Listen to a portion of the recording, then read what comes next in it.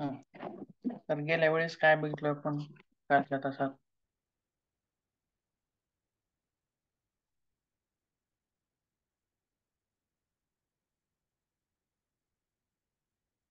कालच्या तासात कुठवर आलोय?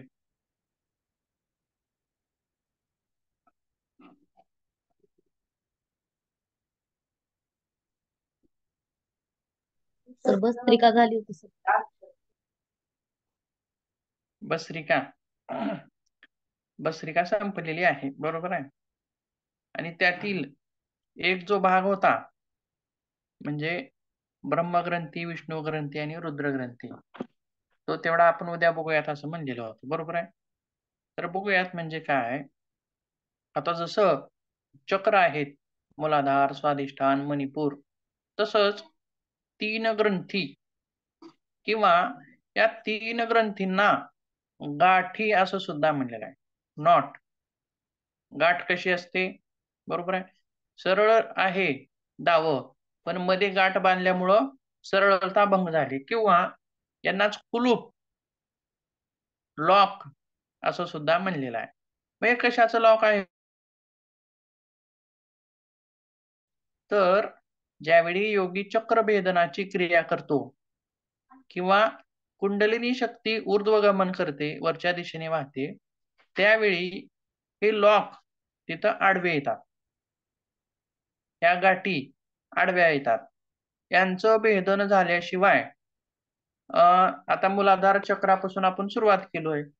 मग इथं या ग्रंथीचं भेदन झाल्याशिवाय पुन्हा स्वाधिष्ठान चक्र, मणिपूर चक्र असं वर येणार नाही आपण. तर 8 काय आहे? तर हे लॉक जे आहे, हे कुलूप जे आहे, ते तोडावं लागतं, बरोबर आहे. मग असे किती लॉक आहेत? तर 3 आहेत. एक आहेत ब्रह्मा, विष्णू आणि रुद्र, अशा प्रकारचे 3 लॉक आहेत. तर कसे आहेत बघूयात ते एकदा इमेज मध्ये, आपण म्हणजे लक्षात येईल परत.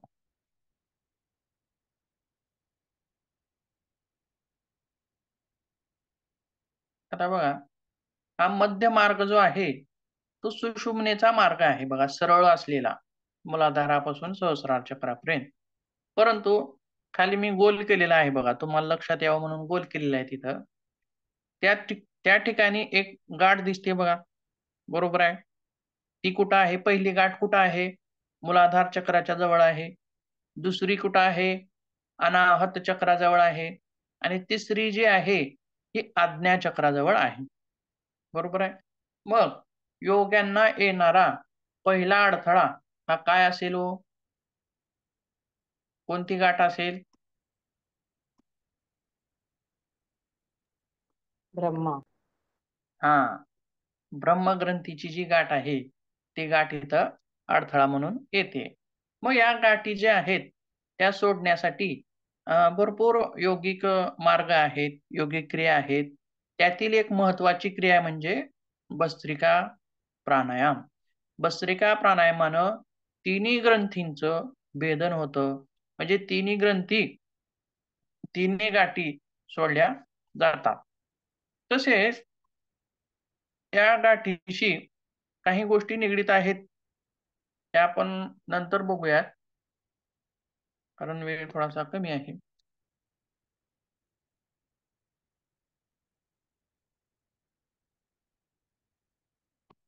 पुढचा भाग आहे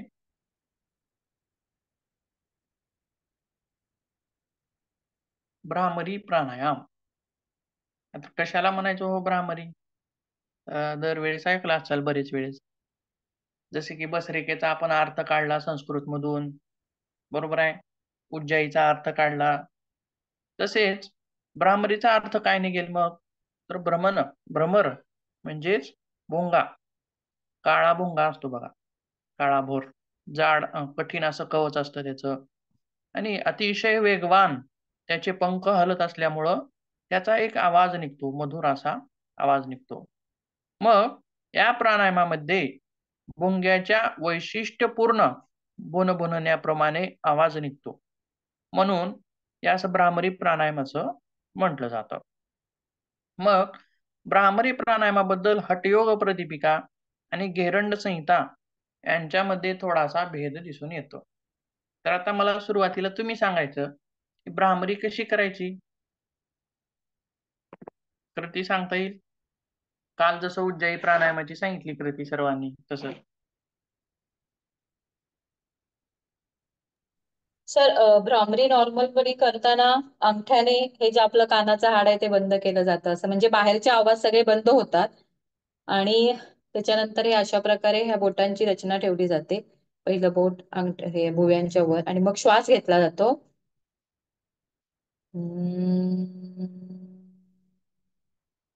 आणि श्वास सोडत सोडत भोवऱ्यासारखं रेचक करत गुंजन केलं जातं.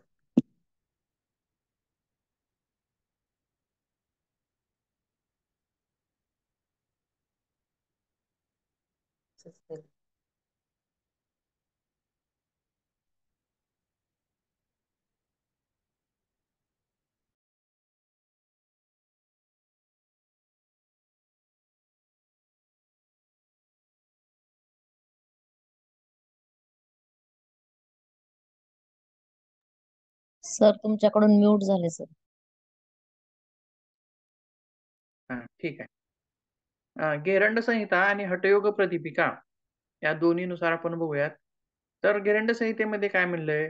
दोन्ही हातांच्या बोटांनी कान बंद करून पूरक कुंभक केल्यानंतर, म्हणजे अगोदर श्वास घ्यायचा आहे, कुंभक केल्यानंतर उजव्या कानामध्ये आतील शुभ असा नाद ऐकावा आणि प्रथम झांजांचा नाद, त्यानंतर बासरीचा सुंदर नाद ऐकावा, ढगांच्या गडगडासह घंटेचा नाद, त्यानंतर तुतारी, पडघम, मृदंग, ड्रमचा दुमदुम आवाज हे सर्व ऐकावयास मिळतात. आता याच्यात आणि याच्यात दोन्ही मध्ये कृतीत काय फरक आहे बघूयात आपण. आता तुम्ही काय दाखवलात कृती मला करून? तर षण्मुखी मुद्रा बांधली, कान बंद केले आणि श्वास घेतला आणि श्वास सोडताना म चं गुंजन केलं. परंतु याच्यामध्ये तसं सांगितलेलं नाही. बघा कशी आहे कृती. षण्मुखी मुद्रा बांधायची आहे, श्वास घ्यायचा, कुंभ करायचा त्याच्यानंतर, आणि षण्मुखी मुद्रा का बांधायची, कान का बंद करायचे? हठयोग प्रदीपिकेमध्ये सांगितले का तसं? बरोबर आहे का? तर त्याचं तिथलं वर्णन थोडंसं वेगळं आहे. कान बंद करण्याचं वर्णन तिथं नाही. इथं आहे आपल्या गिरंड संहितेत. कान का बंद करावे? तर बाहेरचे आवाज बंद होतात आणि ज्यावेळी बाहेरचे आवाज बंद होतील त्यावेळी आतील आवाज ऐकू येतात किंवा आतील आवाज ऐकण्याचा प्रयत्न करावा. मग तिथे वेगवेगळे आवाज सांगितलेले आहेत. हे जे आवाज आहेत हे अतिशय आवाज न असणाऱ्या ठिकाणी, गुफेमध्ये किंवा निर्जन वस्तीमध्ये, समजा आता रोड जरी जवळ असली आपल्या तरी गाड्यांचे वगैरे आवाज ऐकू येतात किंवा पहाटेची जी वेळ आहे, पहाटे 3 वाजताची वेळ आहे, अशा वेळी बघा, दिवसा आपल्याला घड्याळाची टिक-टिक ऐकू येते का हो? येत नाही. पण रात्रीच्या वेळी सर्वजण झोपले की टिक-टिक सुद्धा ऐकू येते, म्हणजे एवढं शांत वातावरण असतं, नीरव. अशा वेळी गुफेमध्ये किंवा आणखीन जिथं आवाज कसलाच येणार नाही, अशा ठिकाणी बसून हे नाद श्रवण्याचा प्रयत्न करायचे योगी. बरोबर आहे? तर मग ही कृती कशी आहे? कळाली का तुम्हाला? वर्णन कसं आहे भ्रामरीचं? तर फक्त कान बंद करून षण्मुखी मुद्रा बांधून गप्प बसायचं आहे. आवाज काढायचा नाही त्याच्यात. आहे का याच्यात वर्णन आवाजाचं? बघा बरं.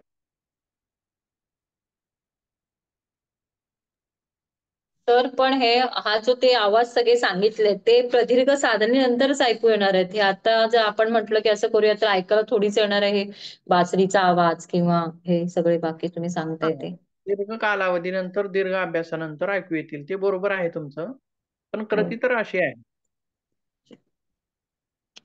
किंवा ज्यावेळी तुम्ही नीरव शांततेमध्ये बसता, त्यावेळी त्याचा अनुभव तुम्ही घेऊ शकणार. ठीक आहे, पुढे बघूयात मग. लाभामध्ये काय सांगितलंय? जो वरील भ्रामरी कुंभक करतो, त्याला जपाच्या 8 पट ध्यानाचे गुण लाभतात म्हणले. बघा, धारणा, ध्यान आणि समाधी याच्यामध्ये धारणेचे गुण वेगळे, ध्यानाचे गुण म्हणजे ध्यानाचे लाभ वेगळे आणि समाधीचे लाभ वेगळे. तसेच जप सुद्धा एक मानसिक क्रिया आहे, बरोबर आहे. जपाचे सुद्धा लाभ वेगळे असतात. पण जपापेक्षा धारणेपेक्षा ध्यानाचे, ध्यानाच्या पेक्षा समाधीचे असे वेगवेगळे लाभ असतात. परंतु इथं तसंच काय सांगितलंय, जपाच्या 8 पट हे गुण कशाचे मिळतात, लाभ कशाचे मिळतात म्हणतोय, तर भ्रामरी प्राणायामामुळे मिळतात. तसेच ध्यानाच्या 8 पट तपाचे गुण आहेत आणि तपाच्या 8 पट गुण गाण्यात नादामध्ये आहेत. 8 पट गुण जे आहेत ते नादात आहेत असं आहे. त्याच्यात थोडंसं हे झालंय बघा, नाव दुसरं आलंय.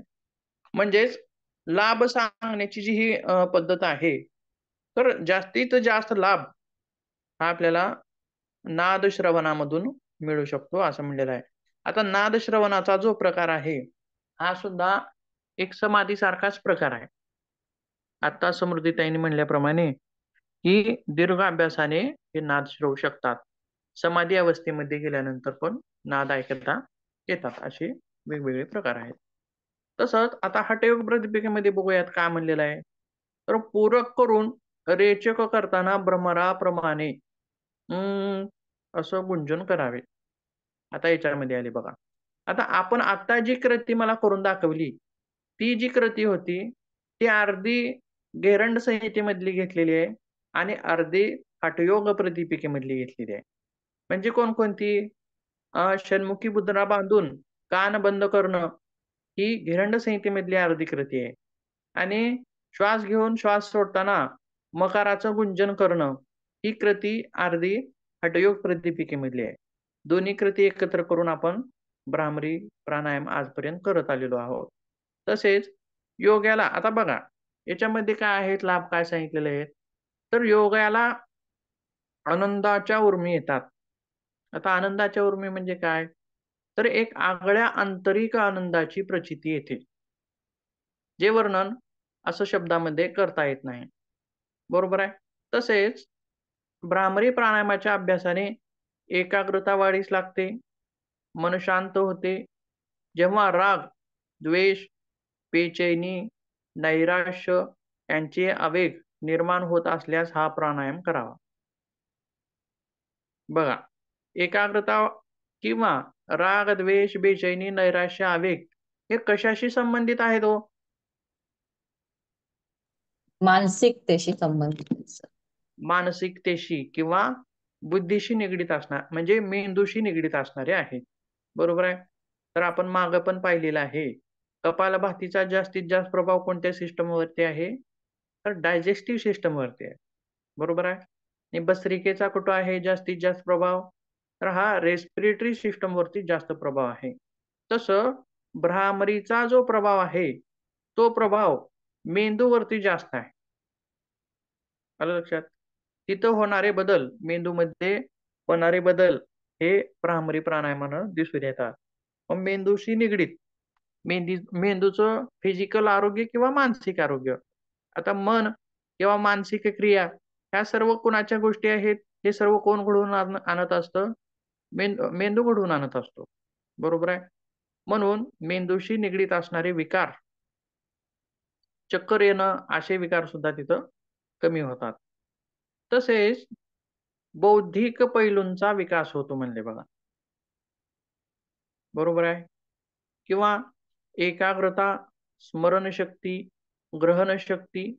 आता बघा ह्या तिन्ही चारी, जसं कालच्या तासामध्ये आपण बघितलं, अजीर्ण, हा अजीर्णामुळे पुढे एक श्रंखला होती, आमवाताची असेल किंवा आणखीन गुल्म असेल. जशी ही श्रंखला होती, ही सर्व एकमेकावरती आधारित होती. कुणावरती आधारित होती, तर अजीर्णावरती आधारित होती.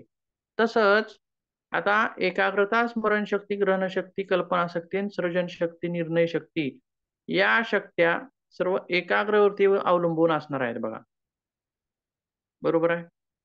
एकाग्रता जर व्यवस्थित असेल, एकाग्रतेनं जर एखादी गोष्ट ऐकलेली असेल किंवा केलेली असेल, तर ती घट्ट स्मरण होऊन जाते, बरोबर आहे. आणि स्मरणशक्ती जर व्यवस्थित असेल, किंवा बघा एकाग्रता जर व्यवस्थित असेल, तरच ग्रहणशक्ती व्यवस्थित करू शकतो, बरोबर आहे.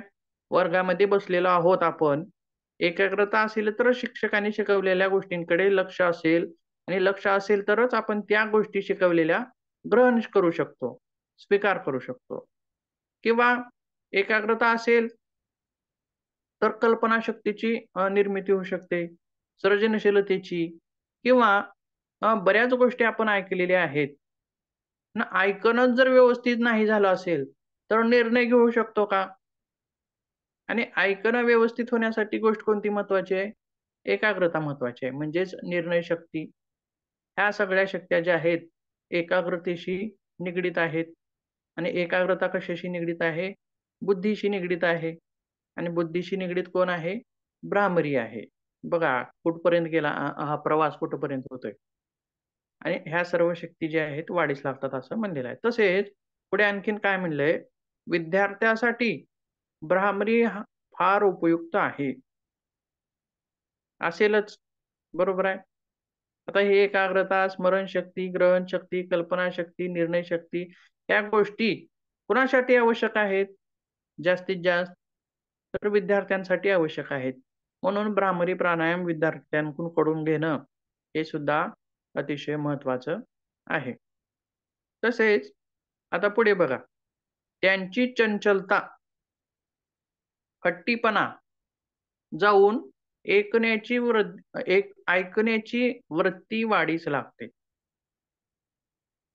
आता एकाग्रता कुणावर अवलंबून आहे बघा. चंचलता आणि हट्टीपणा जर म्हणजे थोडक्यात एखाद्या विद्यार्थ्यामध्ये चंचलता असेल, तर त्याची एकाग्रता वाढू शकणार नाही. बरोबर आहे. तो हट्टीपणा असेल. म्हणून चंचलता आणि हट्टीपणा जाऊन ऐकण्याची वृत्ती वाढीस लागते म्हणजे एकाग्रता वाढीस लागते. तसेच अभ्यासात मन पटकन एकाग्र होते आणि सर्व बौद्धिक पैलूंचा विकास होतो. ग्रहणशक्ती, कल्पनाशक्ती ह्या गोष्टी आहेत. याच्या व्यतिरिक्तही आणखीन काही बौद्धिक गोष्टी आहेत. जसं की त्या वेळेला काय करावं? वेळ पडल्यानुसार वेळेनुसार वागणं, अडचणीनुसार बदलणं, अडचणींना सामोरं जाणं, अडचणींना तोंड देणं, ह्या सगळ्या गोष्टी बौद्धिक पैलूवरती अवलंबून आहेत. म्हणजे भ्रामरी जो आहे, तो कशाभोवती फिरतोय? भ्रामरीचा भ्रमर जो आहे, तो कशाभोवती फिरतोय? मेंदूभोवती फिरतोय बघा. बरोबर आहे? या हो, सर्व मग गोष्टी हां. या सर्व मेंदूला मध्यात ठेवून हा मेंदूभोवती फिरतोय. सर्व गोष्टी मेंदूशी निगडीत आहेत. म्हणजेच साहजिकच कशासाठी महत्त्वाच्या असतील ह्या? विद्यार्थ्यांसाठी अतिशय महत्त्वाच्या असतील. किंवा मानसिक विकार असणारे लोक. आता त्याच्यामध्ये पण बरेच प्रकार पडतात. बरेच वेळेस चर्चा आपली त्याच्यावरती झालेली आहे. मानसिक विकार असणाऱ्या लोकांना सुद्धा भ्रामरी उपयोगी ठरतो. किंवा आणखीन काय म्हणलंय बघा, मेंदूमधील शिरा ज्या असतात, त्या जर व्यवस्थित कार्य करत नसतील, तर भ्रामरीनं म्हणजे त्यांना मदत होऊ शकते किंवा मेंदूतील शिरांना शक्ती देण्याचं कार्य सुद्धा भ्रामरी करू शकते, असं म्हणलेलं आहे. आता एखाद्या व्यक्तीला पॅरालिसिस झालेला आहे बघा, बरोबर आहे. अशा व्यक्तीचं काय होतं, मेंदूमधील एखादी शीर फुटते आणि तिथलं कार्य बंद पडतं. म्हणजे संवेदना बंद होतात त्या भागामध्ये येणाऱ्या. पण जर एखादी व्यक्ती नियमित भ्रामरीचा अभ्यास करत असेल, तर मेंदूचं आरोग्य आणि मेंदूमध्ये वाहणाऱ्या शिरांचं आरोग्य सुद्धा चांगलं राहण्यासाठी तिथं मदत होते.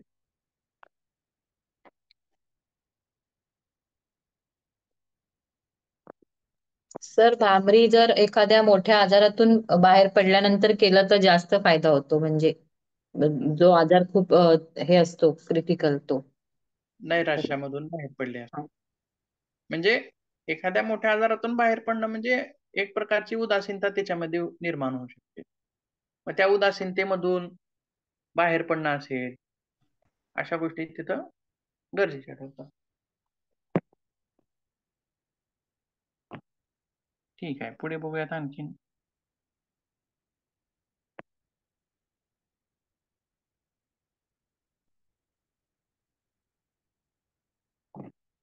पुढचे आहेत मूर्छा, लाविनी, केवली हे 3 प्रकार राहिलेले आहेत, आणखीन बघूयात. मूर्छा म्हणजे काय हो? कशाला म्हणायचं? बेशुद्ध पडणे म्हणजे मूर्छा.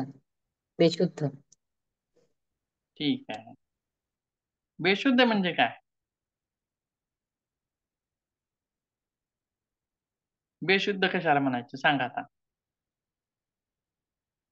सर, मूर्छाचा शब्दशः अर्थ बेशुद्ध म्हणजे काय तर मूर्छा येऊन पडला असं म्हणतात ना, बेशुद्ध येऊन पडला तसं. म्हणजे काय होतं नेमकं? बेशुद्ध पडला, बरोबर, ठीक आहे.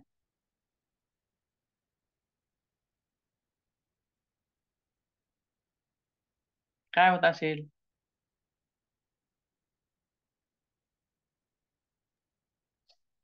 चक्कर येते सर, गरगरणे. चक्कर येणे ही क्रिया बेशुद्ध पडण्याच्या अगोदरची असेल, बरोबर आहे. चक्कर आली आणि बेशुद्ध होऊन पडला, परंतु चक्कर येताना काय होतंय ते त्याला कळतंय. शुद्ध आणखी हरपणे म्हणजे कशाचीच जाणीव न होणे. हा, हे शब्द महत्वाचे आहेत. शुद्ध हरपणे. ज्यावेळी चक्कर येते त्यावेळी त्याला कळतंय मला चक्कर येते, गरगरते, फिरवल्यासारखं होतंय. पण चक्कर येऊन ज्यावेळेस तो पडेल खाली, त्यावेळेस मात्र काय होतं हेच कळत नाही त्याला.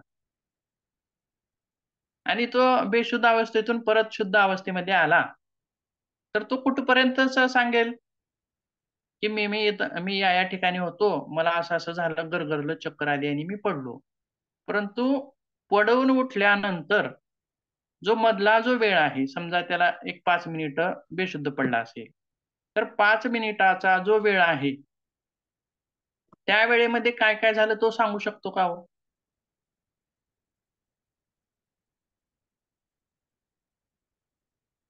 नाही. नाही सर. नाही सांगू शकत. मग यालाच म्हणायचं बेशुद्ध, मूर्छा. भान हरपतं. आपल्यासोबत काय घडलंय हे त्याच्या लक्षात राहत नाही. ठीक आहे, बघूया पुढे.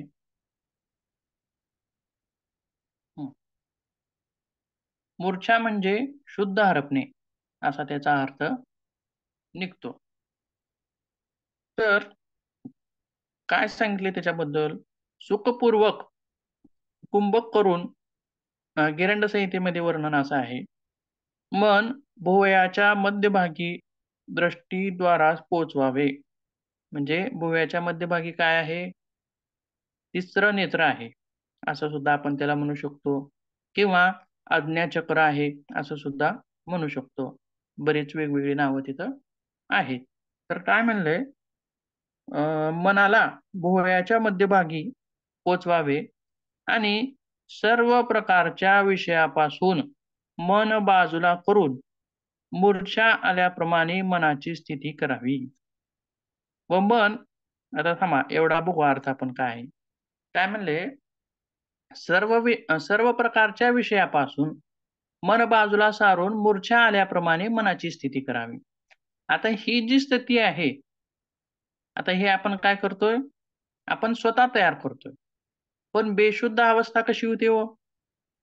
ती नैसर्गिक होती का अनैसर्गिक? म्हणजे नैसर्गिक होती ती स्थिती, रिअल होती, बरोबर आहे.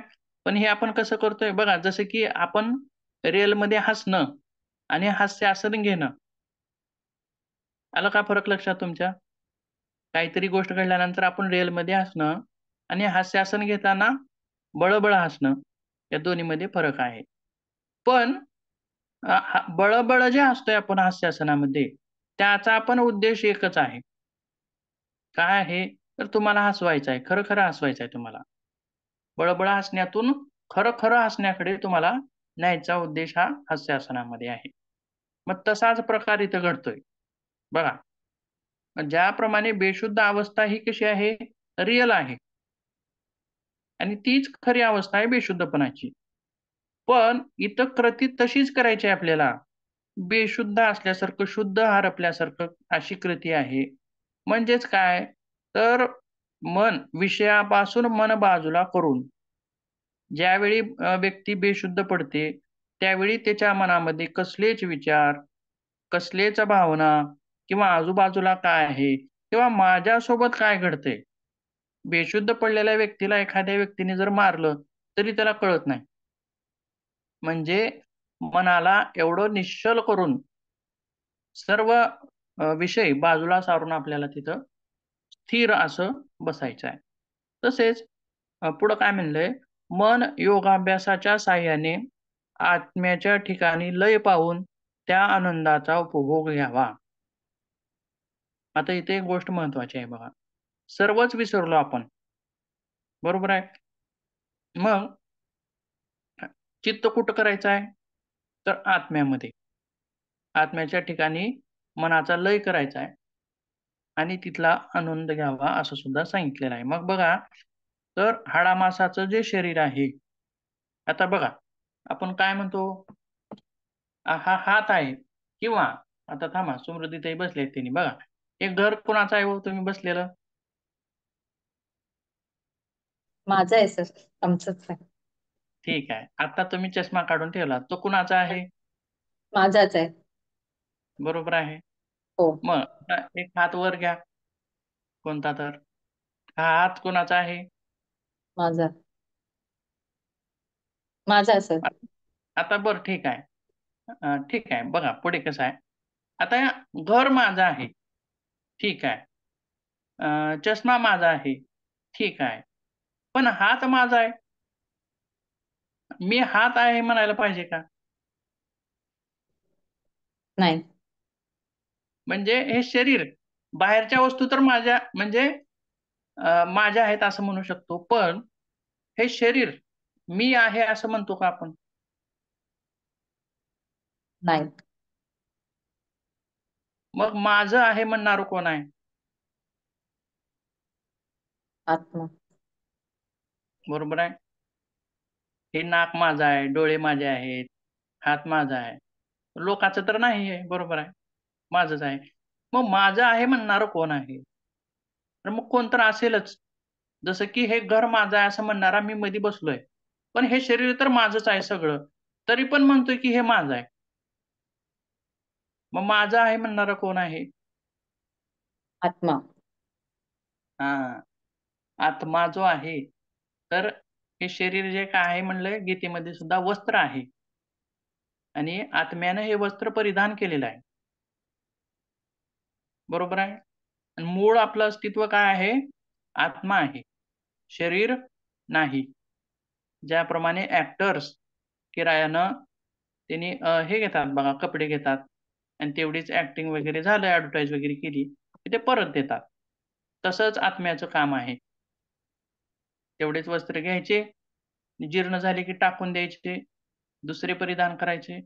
म्हणून काय म्हणलंय, की देहभान विसरून आत्म्याच्या ठिकाणी लक्ष लावून बसायचं. तर ह्या प्राणायामाची जरा कृती करून दाखवा आणि हा प्राणायाम आपण किती वेळ करायचा हे पण सांगा. म्हणजे हे घेरंड संहितेप्रमाणे. हां, बघा. आता हा करून दाखवण्यासारखा नाही. जसं की अनुलोम-विलोम म्हणतो आपण. उजवीनं घ्या, डावीनं घ्या, हात असं करा. ह्या क्रिया मानसिक क्रिया आहेत. म्हणजेच एक ध्यानाचाच प्रकार आहे तो. अच्छा. आलं लक्षात? हं. बघा कृती वाचा म्हणजे लक्षात येईल तुमच्या. ठीक.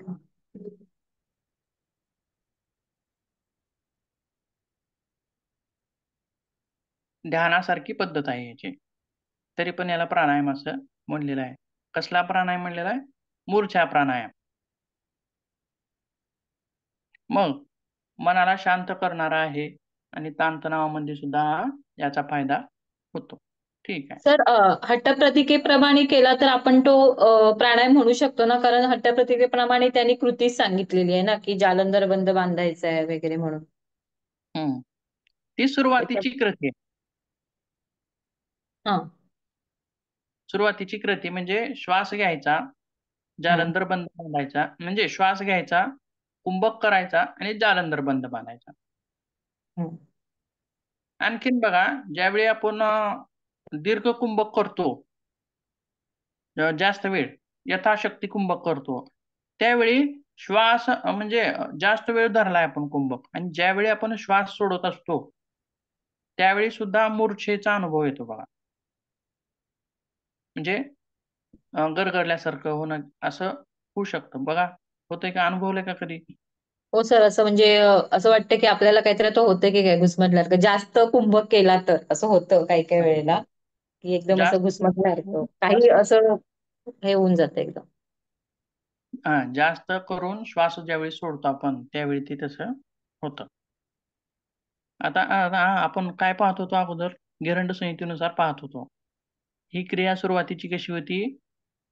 2 भुवयाच्या मध्ये मन नेऊन थांबावं तिथं. ती क्रिया वेगळी आहे आणि हठयोग प्रतिपिकेमधली आत्ता म्हणल्याप्रमाणे पूरक केल्यानंतर जालंधर बंद बांधून ही क्रिया मात्र इतकी थोडीशी वेगळी आहे.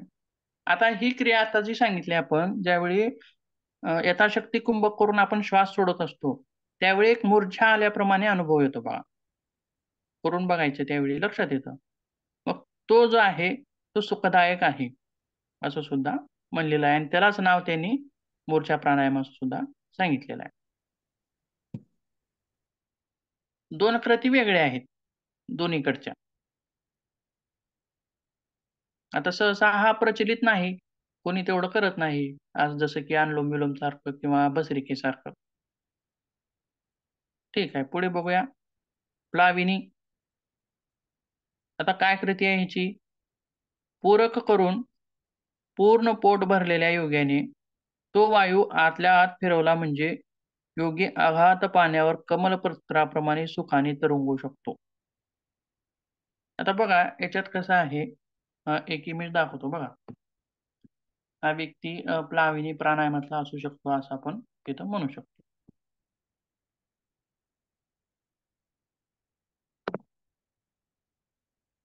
दिसते का इमेज ही? हो सर. बरोबर आहे. पण पद्मासन पण बांधलेलं आहे आणि जसं की सुप्त वज्रासनामध्ये आपण हात मागं नेतो, तशा पद्धतीने हात पण मागं नेलेले आहेत आणि शरीरामध्ये प्लाविनी कुंभक धारण केलेलं आहे. आता काय म्हणले तिथं, पाण्यावर तो रंगू शकतो. म्हणजे कसं? बघा, की भोपळा असतो बघा. आपण खेड्यामध्ये पोहायला जाताना काय करतात? भोपळा बांधतात पाठीला. बरोबर आहे. आणि भोपळा किती लहान असतो का मोठा हो? छोटा असतो तेवढा जास्त असा मोठा नसतो. बरोबर आहे. पण तेवढा छोटासाच भोपळा एवढ्या मोठ्या माणसाला बुडू देत नाही. बरोबर आहे. भोपळा का माणसापेक्षा मोठा राहत नाही. छोटाच असतो, पण छोटाचाच भोपळा मोठ्या माणसाला सुद्धा बुडू देत नाही. म्हणजे त्यामधली हवा जी आहे, ती किती आहे हो? जास्त आहे का खूप? माणसाच्या वजनापेक्षा जास्त आहे का? नाही सर. बरोबर आहे. मग आता ह्याची क्रिया जी कशी आहे, ज्यावेळी आपण पूरक करू किंवा प्राणायामाचा अभ्यास जास्त झालेला असेल आपला, तर आपण जी प्राणाची जी धारणा आहे, ती जास्तीत जास्त करू शकतो बघा. बरोबर आहे. म्हणजे भोपळ्यात मावेल इतका वायू आपण आपल्या फुफ्फुसामध्ये धारण करू शकतो का?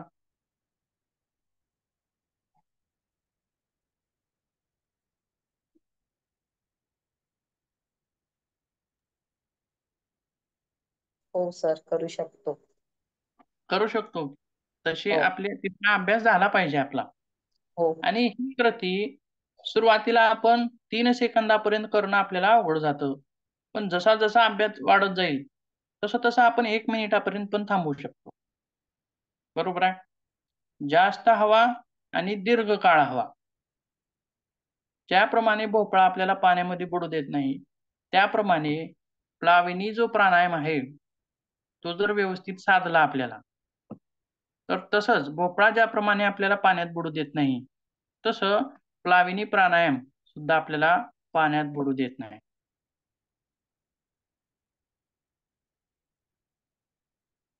बरोबर आहे? कृती सुद्धा तशीच आहे. पूरक करून पोट पूर्ण भरलेल्या योग्याने. पोट म्हणजे आपण समजा हे करतो बघा, उदरीय श्वसन करतो. कशा पद्धतीने करतो उदरीय श्वसन? पोटात वायू भरतो का? पोटात. पोटात वायू भरत नाही, पोटाचे स्नायू वापरतो. हो. आणि त्याच्यानं काय होतं, जास्तीत जास्त हवा धारण करता येते. हो सर. बरोबर आहे. आता एखादा फुगा आहे समजा, आणि एखादा फुगा चौकोनी एका खोक्यामध्ये ठेवला. चौकोनी खोका आहे, चारी बाजूने बंद आहे ते, आणि फुगवला, तर जास्त फुगेल का? किंवा दोन खोके घेऊयात आपण.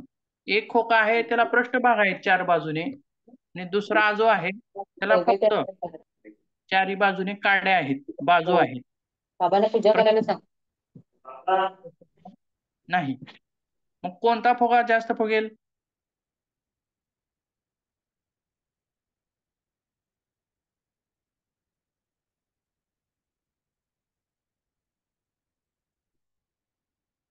ज्या खोक्याला पृष्ठभाग नसतील, फक्त काड्या असतील, अशा चौक काड्या असतील, त्याच्यामध्ये असणारा फुगा जास्त फुगू शकतो, कारण तो बाहेर पण पसरू शकतो, म्हणजे जास्त हवा धारण करता येते.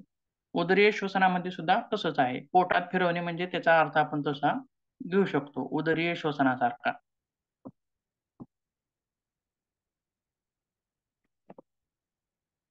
हा झाला प्लाविनी. आणि गिरंड संहितेमध्ये हा प्राणायाम नाही असं सुद्धा तिथं सांगितलेलं आहे.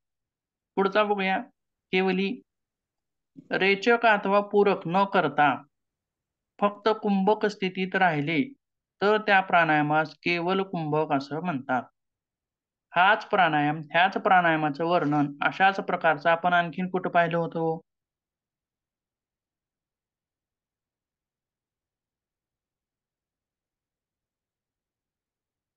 आठवते का?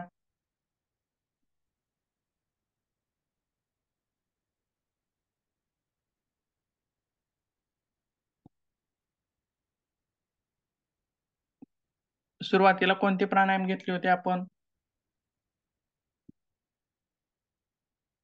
पतंजली योग सूत्रानुसार प्राणायाम घेतले होते, बरोबर आहे. आणि त्याच्यामध्ये हा त्यांनी सर, ते 4 प्राणायाम आहेत त्यांचे. बाह्यांतर, 4 प्राणायाम होते. केवल, अभ्यंतर, हा हा. हो सर. बरोबर आहे. आणि एक हो. प्राणायाम किंवा काय होता, तर केवली. त्याचं वर्णन सुद्धा असंच होतं की रेचक पूरकाशिवाय. आणि हा जो प्राणायाम आहे त्याची सुद्धा कृती आपण तिथं सांगू शकत नाही. त्याच्या अनुभवानुसार ज्यावेळी साधक प्राणधारणेमध्ये, प्राणाच्या अभ्यासामध्ये, प्राणायामाच्या अभ्यासामध्ये पुढे पुढे जाईल, त्यावेळी हा अनुभव जो आहे तुला त्या व्यक्तीला येत जातो. जसे की भस्त्रिका जास्त काळ जर केला आपण, तर केवली प्राणायामाचा आपण तिथं अनुभव घेऊ शकतो. तसेच पुढे काय म्हणले, केवल कुंभक करणाऱ्या योग्यास तिन्ही लोकात, म्हणजे पाताळ, मृत्यू, स्वर्ग, तिन्ही लोकांमध्ये काहीही कमी पडत नाही. सर्व गोष्टी त्यास उपलब्ध होतात. म्हणजेच हा जो प्रकार आहे हा सिद्धीसारखा प्रकार आहे. किंवा प्राणायामामध्ये श्रेष्ठ प्राणायाम कोणता म्हणलेला आहे हो?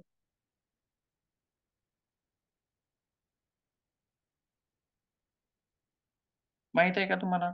आसनामध्ये श्रेष्ठ आसन कोणतं आहे? शीर्षासन. शीर्षासन नाही, सिद्धासन आहे. सिद्धासन. हा. आसनामध्ये सिद्धासन श्रेष्ठ सांगितलेलं आहे. आणि मुद्रा ज्या आहेत, महामुद्रा, अशा वेगवेगळ्या 10 ज्या मुद्रा आहेत, त्याच्यामध्ये मुद्रांमध्ये खेचरी मुद्रा जी आहे ती सर्वश्रेष्ठ मुद्रा आहे असं सांगितलेली आहे. आणि बंदामध्ये मूलबंध, उड्डाणबंध, जालंधर बंध यांच्यामध्ये उड्डाणबंध हा सर्वश्रेष्ठ बंध आहे असं सांगितलेलं आहे. तसे या वेगवेगळ्या प्राणायामामध्ये केवली प्राणायाम हा सर्वश्रेष्ठ प्राणायाम आहे असं सुद्धा सांगितलेलं आहे. म्हणजे अतिशय महत्वाचा श्रेष्ठता तिला दिलेली आहे. तसेच पुढे बघूयात आणखीन काय म्हणले. दोन्ही नाकपुड्यांनी पूरक करून केवल कुंभक करावा. प्राणायामाचा अभ्यास म्हणून पहिल्याच दिवशी हा कुंभक 64 म्हणेपर्यंत अजपा संख्या करावा. ही कृती थोडीशी वेगळी आहे. आणि खालची कृती काय आहे? केवल कुंभकामुळे हे लाभ आहेत. गिरंट संहितेमध्ये सुद्धा त्याचं थोडंसं वर्णन आलेलं आहे. त्याचं वर्णन कसं आहे, तर दोन्ही नाकपुड्यांनी पूरक करावा म्हणजे, आणि केवल कुंभक करा. आणि हा जो कुंभक आहे तो 64 1 2 3 4 5 असं 64 मात्रा म्हणेपर्यंत करावा. म्हणजे सर्वांनाच साधेल अशा स्वरूपाचा नाही. दीर्घ अभ्यासाने साधू शकतो. तर पुढं लाभामध्ये काय सांगितले त्याच्या? केवल कुंभकामुळे साधकाच्या त्वचेवरील सुरकुत्या नष्ट होतात आणि त्याला मनाच्या गती इतका वेग प्राप्त होतो आणि सर्व वांछित प्राप्त होते. बघा तुम्हाला अं, झोप कधी देतील ना?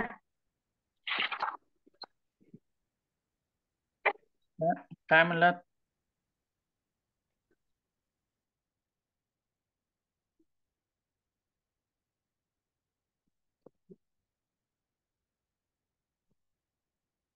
ठीक आहे. तर सुरकुत्या नष्ट होणं, सुरकुत्या पडणं हे वृद्धत्वाचं लक्षण आहे आणि त्या नष्ट होणं म्हणजेच परत तारुण्याचं लक्षण आणि मनाच्या गती इतका वेग प्राप्त त्या व्यक्तीस होतो. म्हणजे बघा आपण ह्याच्यामध्ये पाहिलं असेल बघा सीरियलमध्ये वगैरे, तर एखादी जी देवता असेल, ब्रह्मा असेल, विष्णू असेल किंवा रुद्र असेल, तर ते अंतर्धान व्हायचे बघा. बरोबर आहे? किंवा तिने आता समजा विष्णू लोकात आहेत आणि त्याला कुठल्या तर भक्तापुढे प्रगट व्हायचे. अशा वेळी बघा, तिथं अंतर्धान पावायचे आणि इथं प्रगट व्हायचे. अशा प्रकारामध्ये सांगता येईल का हो ती गोष्ट? म्हणजे हा सुद्धा एक सिद्धीचा प्रकार आहे. सिद्धी प्राप्त झाल्यामुळं मनाच्या वेगाइतका वेग ती व्यक्ती धारण करू शकते किंवा हनुमंतरायाचं जे उदाहरण आहे. तर एका रात्रीमध्ये अ, अ, ज्यावेळेस हे लागलं बघा कुणाला? लक्ष्मणाला शक्ती लागते. त्यावेळी संजीवनी आणण्यासाठी श्रीलंकेतून जम्मू-काश्मीर या भागामध्ये किती अंतर आहे? किती खूप मोठं अंतर आहे. बरोबर आहे. एवढं अंतर सुद्धा ते देहधारी होते. त्यांनी कुठलं यंत्र वापरलेलं नव्हतं, विमान वापरलेलं नव्हतं किंवा हेलिकॉप्टर वापरलेलं नव्हतं. म्हणजे हा सुद्धा एक कशाचाच प्रकार आहे? सिद्धीचाच प्रकार आहे. आणि केवळ कुंभकामुळे तो साध्य होऊ शकतो. ना अशी सिद्धी प्राप्त झालेल्या योग्याच्या दर्शनाने तर त्याचे तर संकल्प पूर्ण होतातच. पण त्यांच्या दर्शनाने हे संसारिक लोकांचे मनोवांछित त्यांच्या इच्छा पूर्ण होऊ शकतात. असं सुद्धा आपण तिथं वर्णन त्याचं आलेलं आहे. आता या ठिकाणी आपले प्राणायाम पूर्ण होतात. प्राणायाम आणि त्यांचे फायदे. त्याच्यामध्ये काय अडचण असेल तर विचारू शकता.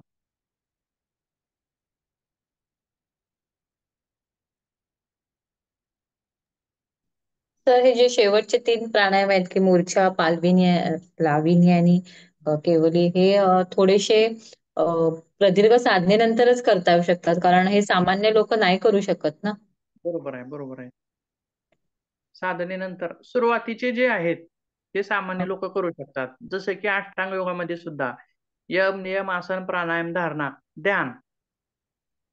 धारणा, ध्यान, समाधी ह्या गोष्टी सुद्धा सामान्य लोकं करू शकत नाहीत.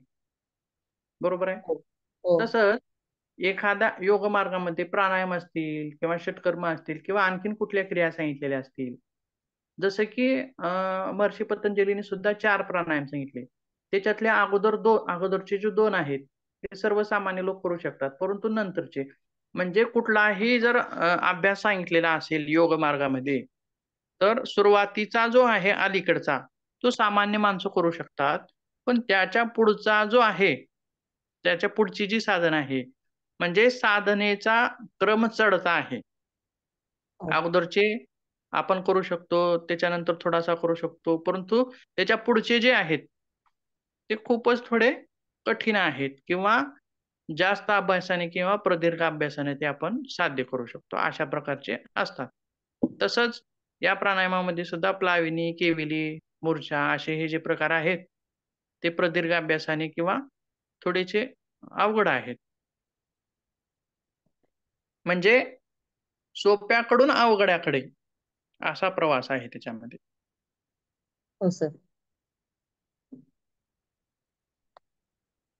आणखीन काही?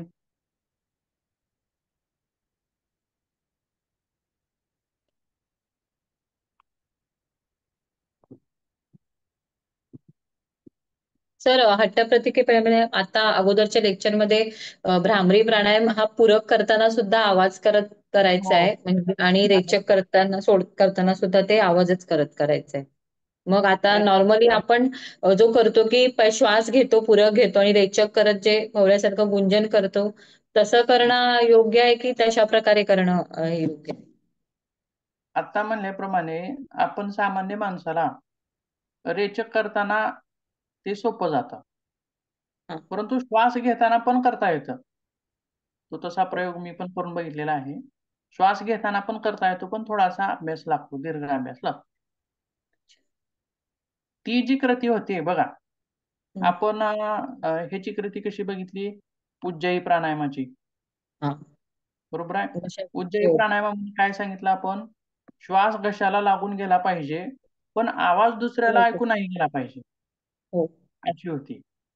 पण याच्यामध्ये आपण अशी कृती सांगू शकतो की श्वास घेताना गुंजन एक प्रकारचा आवाज त्याच्यातून निघाला पाहिजे अच्छा. आणि ते तसं काढता येतं आवाज तसा. अच्छा. वेगवेगळ्या ग्रंथामध्ये वेगवेगळं वर्णन आढळतं.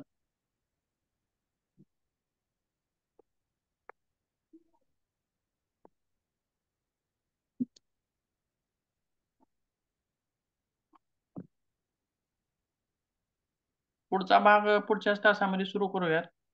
हो सर. हो. थोडीशी माहिती बघावी प्राथमिक, नाही तर किंवा प्रश्नपत्रिका वगैरे बघितलेल्या आहेत का कुणी, त्यातले प्रश्न किंवा आपण जो अभ्यास करतोय तो योग्य होतोय का ते कळतं आपल्याला प्रश्नपत्रिका बघितल्यास. बघत जावा प्रश्नपत्रिका पण, हो म्हणजे सर. अडचणी काय येतील ते कळतं आपल्याला प्रश्न सोडवताना, की हा असा प्रश्न विचारलेला आहे, मग कसं करायचं. अच्छा.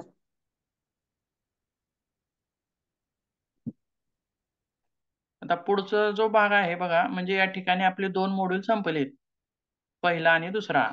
आत्ताचा जो पॉइंट होता तो तिसरा, शेवटचा दुसऱ्या मॉड्यूल मधला तिसरा, प्राणायाम अँड इट्स बेनिफिट्स हा होता. आता पुढचा जो आहे मॉड्यूल 3, त्याच्यामध्ये योगा फॉर वुमन. आता ह्या ज्या होत्या, दुसरा जो मॉड्यूल होता त्याच्यामध्ये आपला महाराजांचा अभ्यासक्रम आणि आपला अभ्यासक्रम थोडासा सारखाच येत होता. पण आता याच्या पुढचा जो अभ्यासक्रम आहे तो वेगळा असणार आहे बघा. म्हणजे ग्रांथिक ग्रंथानुसार काही याच्यामध्ये असं नाही, वेगळा आहे, फिजिकल बॉडीशी संबंधित. आणि 3rd मॉड्यूल मधला पहिला काय आहे, anatomy and physiology of female body. स्त्री शरीराची जी रचना आहे ती रचना बघायची कशी आहे, आणि age wise health problems of woman, म्हणजे स्त्रियांचे लहानपणीचे काय विकार असतात, बरोबर आहे, किंवा ती प्रौढ होते त्यावेळी काय असतात, किंवा वयस्कर अवस्थेमध्ये काय असतात, असं एज वाईज त्यांचे वेगवेगळे प्रॉब्लेम्स बघायचे आहेत. आणि हे सगळं प्रॉब्लेम्स किंवा एनाटॉमी आणि फिजिओलॉजी बघितल्यानंतर मग लक्षात येईल की मग त्याच्यासाठी योग अभ्यास काय करायचा. Yoga practice for woman health problem, असं 3 टप्प्यामध्ये याचं विभाजन आहे. आणि मॉड्यूल 4 तर नंतर बघूयात आपण ते.